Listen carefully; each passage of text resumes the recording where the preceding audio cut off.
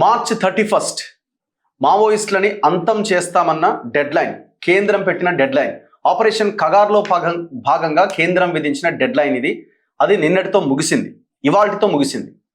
So ఈ deadline నేపథ్యంలో నిన్న పార్లమెంట్లో, లోక్సభలో కేంద్ర హోంశాఖ మంత్రి అమిత్ షా ఒక పెద్ద స్టేట్మెంట్ ఇచ్చిండు. ఆ స్టేట్మెంట్లో గద్దర్ గురించి ప్రస్తావించిండు. రాహుల్ గాంధీ గురించి మాట్లాడుతూ, రాహుల్ గాంధీ హైదరాబాద్లో 2018లో గద్దర్ని కలిసిండు. గద్దర్ ఎవరు అంటే ఆయన మావోయిస్టు నక్సలైట్ భావజాలం ఉన్న వ్యక్తి. ఆయన్ను గెలవడం తప్పు అన్నది అమిత్ షా చెప్పిన మాట. ఇంకా ఆయన చాలా అంశాలు ప్రస్తావించాడు. ఇక్కడ మనం ఇంటర్వ్యూని గద్దర్ వరకే పరిమితం చేస్తున్నాం. ఎందుకంటే గద్దర్ అంటే తెలంగాణలో ఒక విప్లవం. గద్దర్ అంటే తెలంగాణ ప్రతి గుండెలో నిలిచిపోయిన వ్యక్తి. మరి అలాంటి గద్దర్ని అమిత్ షా ఒక రకంగా అవమానించినట్టుగా తెలంగాణ ప్రజలు భావిస్తున్నారు. దీని మీద మనం మాట్లాడదాం. నా ముందు తెలంగాణ ఉద్యమకారుడు, గద్దర్తో పాటు సుదీర్ఘకాలంగా పనిచేసిన క్రాంతి దళ అధ్యక్షుడు డాక్టర్ పృథ్వీరాజ్ యాదవ్ గారు నా ముందున్నారు. నమస్తే. నమస్తే. జై తెలంగాణ. సో మీకు ఎట్లా అనిపించింది అమిత్ షా స్టేట్మెంట్ లోక్సభలో? మన పల్లెల్లో సామెత ఉంటది, పెడితే పెళ్లి కోరుతారు, లేకుంటే సాగు కోరుతారు అని. ఈ రాజకీయ నాయకులు అందరూ అంతే. అన్ని రాజకీయ పార్టీలు ఉన్నటువంటి వాళ్ళు ఈక్వలే. అందులో అమిత్ షా కూడా అతీతుడు కాదు. భారతదేశంలో ఉన్నటువంటి అత్యున్నత స్థానం ఉన్నటువంటి హోంశాఖ మంత్రిగా ఉండి పార్లమెంటులో ఆయన ఒక రాజకీయ నాయకుడిని లెక్కన, రాజకీయ నాయకుడు కనుక అంతేగాని ఒక చనిపోయినటువంటి వ్యక్తి, ఒక జనం గుండెలో నిలిచిపోయినటువంటి వ్యక్తి, ఒక భావాజాలాన్ని అనుకొని అడవిలకు పోయి మళ్ళీ బయటికి వచ్చేసి ప్రజల పక్షాన నిలబడి ప్రజా పోరాటాలతో ఉండి, అది ఎవరో కాదు వాళ్ళకి సంబంధించిన పార్టీ వాళ్ళతో కూడా మెప్పు పొందినటువంటి వ్యక్తి మీద ఆయన ఏదో అక్కసు బయటకు చెప్తున్నట్టుగానే కనబడ్డది తప్ప అదేంటంటే ఇప్పుడు రాహుల్ గాంధీని క్రిటిసైజ్ చేయాలి, కాంగ్రెస్ పార్టీని క్రిటిసైజ్ చేయాలి. కాంగ్రెస్ ఇక్కడ అపోజిషన్ లో ఉన్నది కాబట్టి ఏ సమస్య అయినా కానీ ప్రధానమంత్రి ఇంట్లో జర్లు తేళ్లు పాములు పోయినా కానీ ఇది రాహుల్ గాంధీ కుట్రని అన్నట్టు లెక్కల తయారైంది. ఈయన ఆయన అంటే ఆయన ఈయనంటే ఇట్లా తయారైపోయింది. సో ఒకవేళ తన అన్నదే ఒకవేళ భావాజాలము నక్సల్ వాది తోటి సింపథైజర్స్ గా ఉన్నటువంటి వాళ్ళను రాహుల్ గాంధీ గెలిచిండ్రు 2018 అంటే చాలా మంది గెలిచిండ్రు. అట్లా మాట్లాడితే మే 14వ తారీఖు రోజు ఇక్కడ న్యూస్ లో ఇండియన్ ఎక్స్ప్రెస్ చూస్తే మీకు తెలుస్తుంది.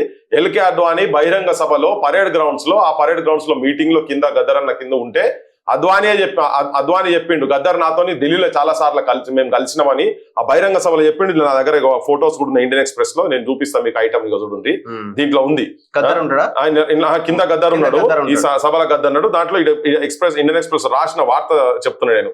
హీ రికాల్డ్, ఎవరు Advani recalled his meetings with balladeer Gaddar who had met him in New Delhi with few others who separate Telangana.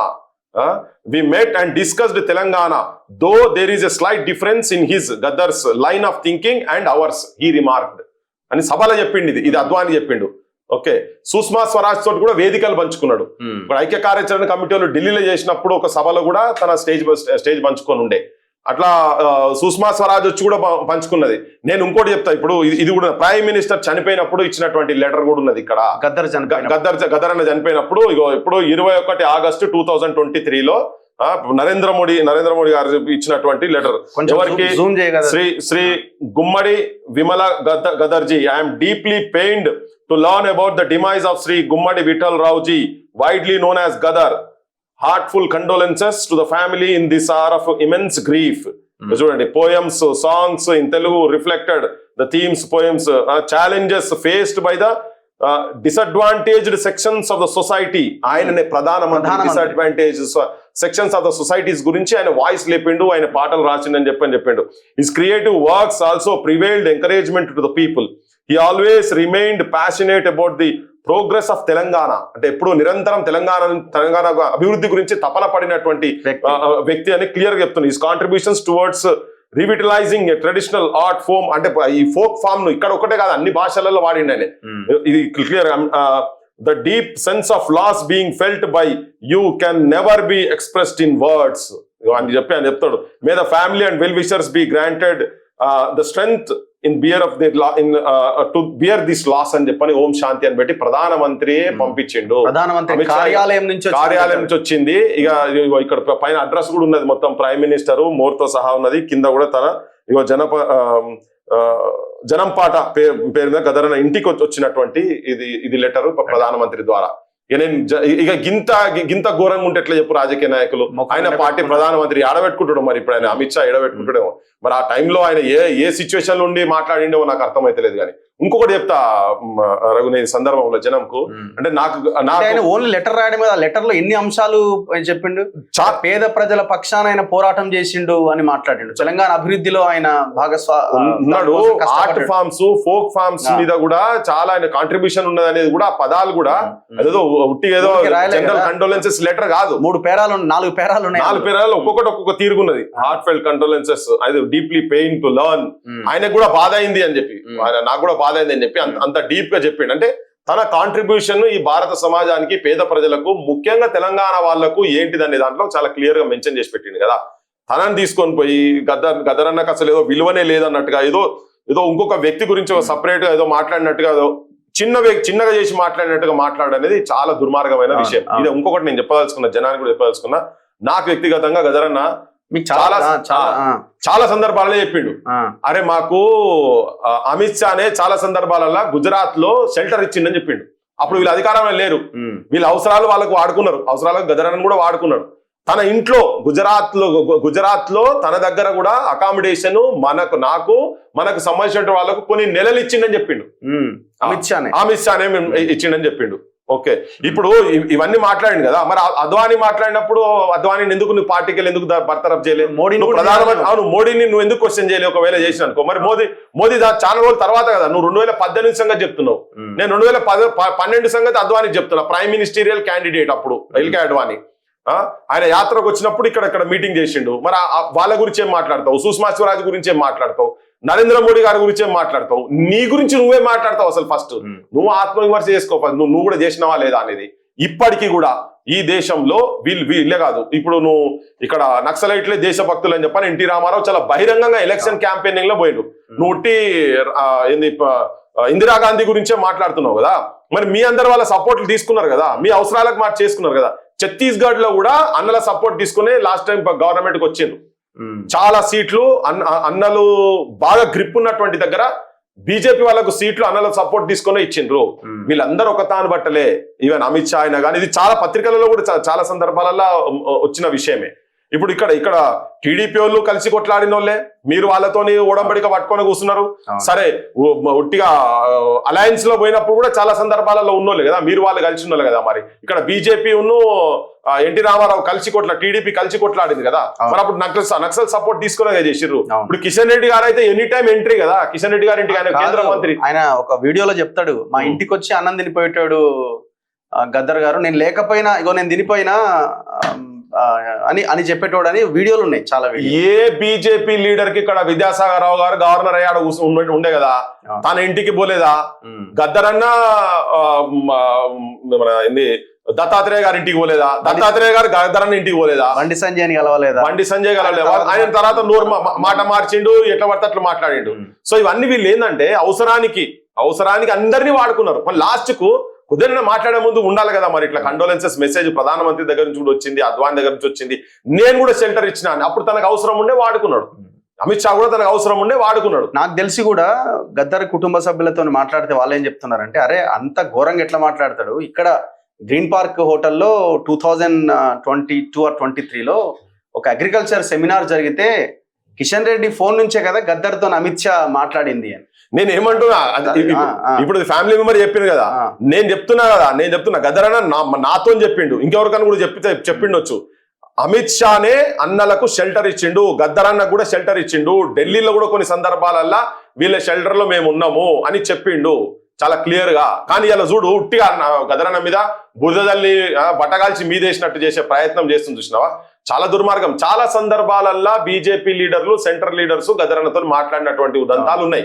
కాకపోతే ఎలక్షన్స్ వచ్చినప్పుడు, లాస్ట్ ఎలక్షన్స్ లో తన కాంగ్రెస్ కు సపోర్ట్ చేసిండు, ఇక్కడ బట్టితోని పాదయాత్ర చేసిండు, రాహుల్ గాంధీతో తిరిగిండు. ఇవన్నీ ఉన్నాయి కాబట్టే తన మీద అట్లా మాకు సపోర్ట్ చేయలేదు లాస్ట్ మినిట్ అనే ఉద్దేశంతో మాట్లాడినట్టున్నాడు. మాట్లాడిన అంతనే తప్ప ఇది చాలా దుర్మార్గమైన స్టేట్మెంట్. ఈ స్టేట్మెంట్ ఇప్పుడు వీళ్ళు బీజేపీ ఇక్కడ అధికారంలోకి రావాలనుకుంటున్న వీళ్ళు, ఇప్పుడు మీలాంటి వాళ్ళు మనమంతా మార్వాడీల మీద మాట్లాడుతున్నామో వీళ్ళు దేశద్రోహులు, మార్వాడీలు అసలైన దేశభక్తులని మాట్లాడి మన మీద మాట్లాడిన వీళ్ళు, మనల్ని అర్బన్ నక్సలైట్లను మాట్లాడిన వీళ్ళు ఇప్పుడు వాళ్ళ గద్దర్ని ఇంత దారుణంగా ఆయన గురించి మాట్లాడుతున్నారు. వాళ్ళకి ఎవరు కావాలి అంటే వితౌట్ గద్దర్ ఆలోచన, ఐడియాలజీ ఆర్ ఆయన పాట ఆట ఇవన్నీ లేకుండా రేపు అధికారంలోకి వద్దాం అనుకుంటున్నారా?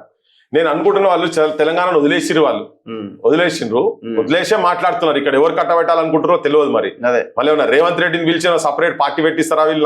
నాకు ఎరకలే అసలు ఏమనుకుంటున్నారు. అసలు గద్దరన్న ఇది అసందర్భమైనటువంటి వ్యాఖ్యలు గద్దరన్న గురించి మాట్లాడింది. ఇవన్నీ లోతులు ఉన్నాయి కదా, ఆయన కూడా సంబంధాలు ఉన్నాయి కదా. సో నిజంగా వాళ్ళు ఇక్కడ అధికారంలో కనుక రావాలనుకుంటే వేరే లైన్ తీసుకోవాలి. ఇప్పుడు తనంటే ఇప్పుడు ఇవన్నీ వాస్తవాలు బయటపడ్డాయి. ఇవన్నీ బయటపడినాక నిన్ను ఓడి నమ్ముతాడు ఈ ప్రాంతంలో. అంటే నీ గద్దరన్న మీద మీ లోపట అంత అక్కస్సు ఉన్నది, అంత కోపం ఉన్నది, కసి ఉన్నది, వాడక దొబ్బేటువంటి ఆలోచన ఉన్నదని ప్రజలకై తెలిసిపోతుంది కదా, అర్థమవుతుంది. చాలా క్లియర్ కట్ గా అర్థమవుతుంది. చచ్చిపోయినప్పుడు ఒత్తిరుగుంటారు మీరు. అందుకే నేను స్టార్టింగ్ అన్నది అందుకనే పెడితే పెళ్లి కొడతారు లేకపోతే సాగు కొడతారు అన్నట్టుగా. అందుకే నీకు సపోర్ట్ చేసేది ఉంటే ఇలా వేరే తీరుగా మాట్లాడే పరిస్థితి ఉండవచ్చు. కానీ ఒక్కటే, ఇక్కడ తెలంగాణ ప్రజల లోపటో మంచికో చెడుకో గద్దరన్న అనేది ప్రతి ఇంటిల్లు పాదుకు ఏదో ఒక రూపంలో కనెక్ట్ అయిపోయి ఉన్నాడు. తన సాహిత్యంతో కనెక్ట్ అయిపోయి ఉన్నాడు. భారతదేశం భాగ్యసీమరా, ఖనిజ సంపదకు కొదువలేదురా, బంగారు పంటల భూములున్నవి, చావు లేని మరి జీవనదులురా, అంగట్లోన అన్ని ఉన్నను అల్లి నోట్లో శని ఉన్నట్లు, సకల సంపదలు గల్ల దేశం దరిద్రం ఎట్లుందో నాయన, దరిద్రం ఎట్లుందో ఆయన అన్ని భాషలలో వాడింది. హిందీలా ఈ దేశమే మెహంగా క్యూ హే బాయ్ అని చెప్పని కూడా అది హిందీలో కన్వర్ట్ చేసి కూడా పాడింది. గుజరాతీలో కూడా ఈ పాటలు పాడింది తన ఇవన్నీ. సో అట్లా ఆల్మోస్ట్ చాలా జనాలకు కనెక్ట్ అయిపోయి ఉన్న తన పేరు తీసుకొని ఇంత దుర్మార్గంగా ఇంకొకటి ఏంది అసలు యాక్చువల్ గా తన ఈ సంబంధాలు ఒకటే కాకుండా ప్రభుత్వాలు ఆయన తుపాకి వదిలేసి వచ్చేసింది కదా ఎప్పుడు.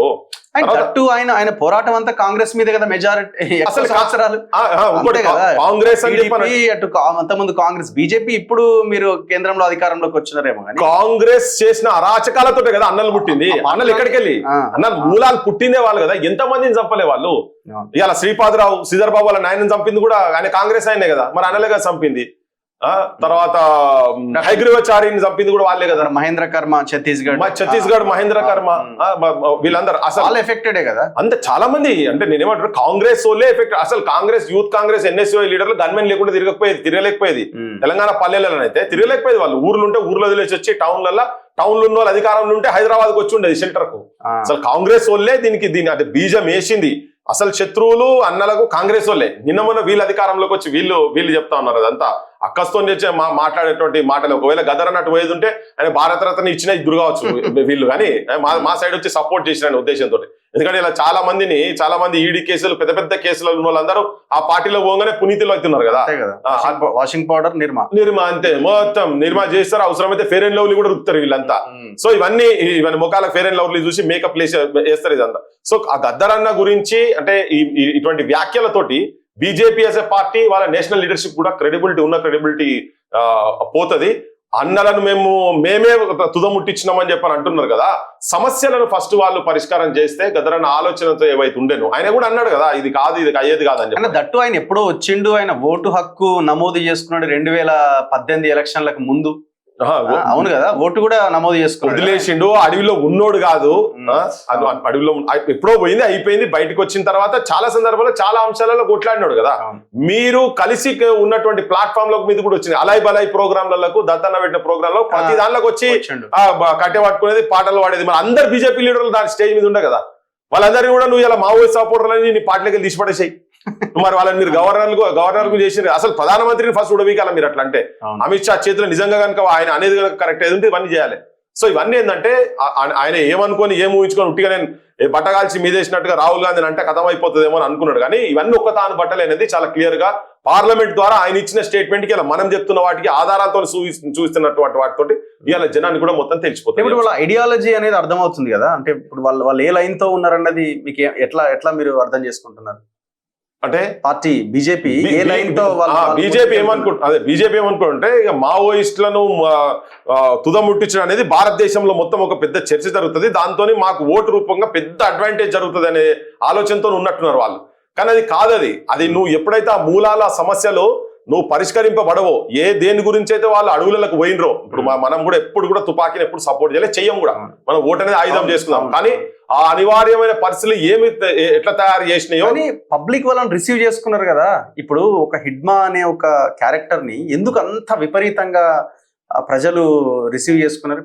ఏం రిసీవ్ చేసుకోకపోతే ఎవరు చూడరు కదా వీడియోలు కానీ లేకపోతే ఆ కంటెంట్ కానీ ఇది ఏమైనా కూడా. ఇప్పుడు గద్దర్ మీకు తెలిసి ఉండాలి ఆనాడు ఆయన బయటకు వచ్చినప్పుడు ఇన్ని లక్షల మంది జనంతో సభ పబ్లిక్ ఎట్లా రిసీవ్ చేసుకున్నారు, ఆయన ఎందుకు రిసీవ్ చేసుకున్నారు అంటే ప్రజల గురించి ప్రజల సమస్య గురించి ఒక వాయిస్ అయిపోయి వాయిస్ ఆఫ్ వాయిస్లెస్ గా ఆయన పోయి తన జీవితాన్ని పరంగా పెట్టి కొట్లాడుతున్న భావన ప్రజల లోపలికి వచ్చినది. ఇలా వీళ్ళందరి మీద కూడా నాయకుల కంటే వీళ్ళే బెటర్ అనే 100% అదే యాంగిల్ లో ఉన్నారు జనం. ఎందుకు వస్తుంది చెప్పు, ఇప్పుడు ఎందుకు వస్తుంది? ఇప్పుడు తన పార్లమెంట్ లో మాట్లాడుకుంటే హిడ్మా గురించి మాట్లాడుకుంటే ఇంతమంది సైన్యాన్ని చంపిండ్రు అని చెప్పని మాట్లాడుతారు. డీప్ గా పోతే చర్చ ఇంకెటో పోతుంటది అదంతా. కానీ ఓకే, కానీ ఆ హిడ్మా అనే పేరును ఇలా పార్లమెంట్ లో ఉచ్చరించగలుగుతున్నావు అని అంటే అన్ని రోజులు తనని ఏ జనం కాపాడుకున్నారు, ఎవరు కాపాడుకున్నారు, ఎందుకు కాపాడుకున్నారు, ఆ సమస్య ఏంటిది అనేది, సమస్య పరిష్కారం జరిగిందా లేదనేది ఇంపార్టెంట్. ఇలా అంతమంది చనిపోయిన దాంట్లో మనకు కూడా బాధనే ఉంటది. ఏ తల్లి కన్నా బిడ్డలో కదా, మన వాళ్ళే కదా, వాళ్ళైనా మనోళ్ళే వీళ్ళైనా మనోళ్ళే, సమస్య లేదు. ఈ సమస్య అంతా దీనికి కారణం ఎవరంటే రాజకీయ నాయకులు. ఈ రాజకీయ నాయకులు చేసేటువంటి దుర్మార్గమైనటువంటి పనులు, పాప పనులతోటి, మోసపూరితమైనటువంటి వైఖరులతోటి, వాళ్ళకు ఐడియాలజీ లేదు, సిద్ధాంతం లేదు, పైసలు పదవులు తప్ప వాళ్ళకి సిద్ధాంతం లేదు. కాబట్టి దాంట్లో బలి అయింది మిలిటరీ, బలైంది పోలీస్, బలైంది అన్నలుగా ఈ యువకులు కూడా బలైంది. ఇవి కూడా మామూలు కాదు కదా. ఆర్ఈసీ స్టూడెంట్స్ అల్లు ఉన్నోళ్ళు, కేఎంసీలో చదివిన వాళ్ళు, ఇక్కడ ఉస్మానియా డాక్టర్లు, గాంధీ డాక్టర్లు, ఐఐటీలు చేసిన వాళ్ళు చాలా మంది, నువ్వు టీచర్లు పోయిన వాళ్ళు కదా. ఇప్పుడు ముప్పాల లక్ష్మణరావు ఏందని పంతులే కదా పోయి అందులో పోయినాడు కదా. అంటే ఇట్లా అంటే ఇటువంటి బ్యాక్గ్రౌండ్ ఉన్నటువంటి వాళ్ళకి ఎందుకు పోయినరు, అది నువ్వు పరిష్కరించకుంటే ఉట్టి గన్స్ తోటి ఏది ఆగదు. ఎన్నడో దగ్గర అది రివర్స్ అవుతుంది. ఇలా అందరికి ఒక భావన ఏముందంటే, నువ్వు ఆ ఛత్తీస్గఢ్ గుట్టలు ఎందుకు కొడుతున్నావు అంటే మైనింగ్స్ గురించి కొడుతున్నావు అనేది అందరి ప్రజల్లో కూడా భావన ఉన్నది. నువ్వు అది రేపు పొద్దుగా నెక్స్ట్ 50 ఏళ్ళ వరకు నువ్వు మైన్ కొట్టకపోతే నీకు ఓకే పర్వాలేదు అనుకుంటారు కావచ్చు ఎవడన్నా. కానీ అయినా కానీ చంపుడు దుర్మార్గం అని కూడా చెప్తున్నారు కదా. ఇలా నీ ప్రభుత్వం దగ్గరికి నీకు ఆర్మ్స్ తీసుకొచ్చి నువ్వు పెట్టిండ్రు, అయిపోయింది. ఆయన ఎప్పుడో వదిలేసి వచ్చింది కదా. వాళ్ళకు నువ్వు ఇలా నీ మిలిటరీని పోలీసులు పెట్టుకొని వాళ్ళని ఇలా నువ్వు ఖాతిర్దారి చేస్తున్నావు కదా. గదరన్ అట్లా కాదు కదా. గదరన్ ఎప్పుడో బయటకు వచ్చిండు, ప్రజల పక్షాన్ని నిలబడి ప్రజల పక్షాన్ని కొట్లాడుతున్నాడు. తన గురించి అసలు మాట్లాడాల్సిన సందర్భమే కాదు. ఇంకోటి, బీజేపీకి ఇది డెఫినెట్ గా 200% నష్టం జరుగుతుంది. కానీ ఒకటి, సమస్యలు మొత్తం పరిష్కారం వీళ్ళు చూపిస్తే ఒక తీరుగా ఉంటది, వీళ్ళు చూపించలేరు.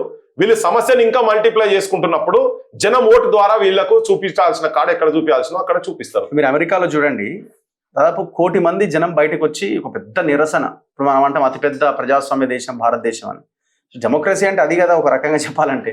మన దగ్గర ఒక 100 మంది బయటకు వచ్చి ఒక గుమి కూడితే ఒక ధర్నా చేసే సిచ్యువేషన్ ఉందా అసలు? అట్లే 90 లక్షల మంది బయటకు వస్తే రాణించే అవకాశం ఉందా అసలు మన దగ్గర?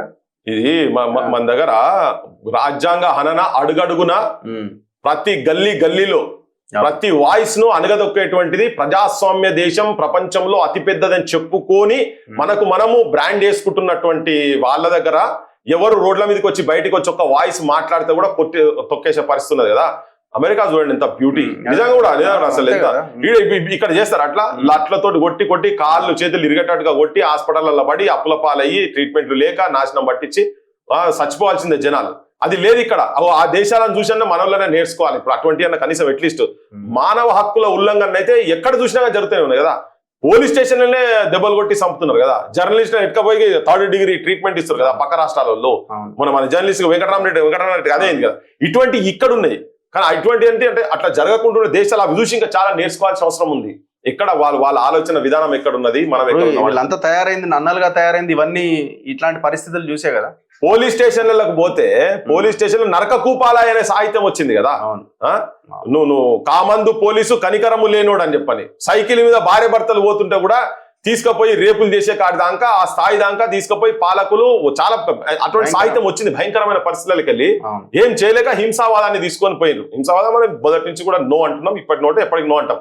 కానీ నువ్వు ఆ సిచ్యువేషన్స్ ఎట్లా ఉండే, అరే నువ్వు ఆమిన్ సాబ్ దగ్గర పోయి మాట్లాడితే గాడిది కూడా ఇవే మాటలు కదా వాళ్ళు మాట్లాడేటి. ఇవన్నీ వాళ్ళు పోలీస్ స్టేషన్ లో ఇప్పటికి కూడా ఆ భాష కొన్ని ప్రాంతాలలో జరుగుతున్నది. అదంతా భరించలేకనే కదా. నువ్వు ఎంత అరాచకం చేస్తుంటే అరాచకం గురించి నువ్వు మాట్లాడేందుకు నీకు వాయిస్లే లేవు. అటువంటి టైంలల్లో భూ సమస్యలు, భూ పోరాటాలు చాలా అంటే ఏదో 1-2 ఇష్యూస్ అనేది కాకుండా భూమి చాలా పెద్ద సమస్య కదా. భూ సంస్కరణలు బూటకమ్మురా, దోపిడి దొంగల నాటకమ్మురా అని చెప్పని అవి దోపిడి దొంగల నాటకమ్ములు అయిందంటే దోపిడి దొంగలు ఎవరిలా? రాజకీయ నాయకులు, అప్పటి రాజకీయ నాయకులు. అందుకే వ్యవస్థ మీద తిరగబడి బయటికి పోయిండ్రు. ఓకే, ఆ సమస్యలన్నీ కూడా నిజంగా అవి ప్రాపర్గా అయ్యి ప్రతి ఒక్కరికి చదువు, వైద్యము, ఉద్యోగము, ఆత్మగౌరవంతో ఉండేటువంటి పరిస్థితి, నీకు జనాల లోపడిపోతే నడి రోడ్ల మీద ఆడలకు గౌరవం ఉంటట్టుగా ఇటువంటి అన్ని ఉంటే, ఆత్మాభిమానం రక్షించే స్థాయిలో కనుక ఉండేది ఉంటే అవి పరిష్కరింపబడతాయి. లేకుంటే నువ్వు ఎంత చేసినా ఏమైతే అమిత్ షాకి అది బూమరాంగ్ అవుతున్నది ఇప్పుడు క్లియర్. అంతే. ఎనీవే థ్యాంక్ యూ అన్న, థ్యాంక్ యూ వెరీ మచ్. ఇది పృథ్వీరాజ్ యాదవ్తో స్పెషల్ ఇంటర్వ్యూ. ఇప్పటికైనా ఆలోచించాలి, ఆలోచించి మాట్లాడితే ఏమైనా పార్టీ కూడా బతికే అవకాశం ఉంది, లేకపోతే అంతే సంగతి. ఇది తెలంగాణ ప్రజలు చెప్తున్న మాట. చూస్తూనే ఉండండి మన తొలివెలుగు.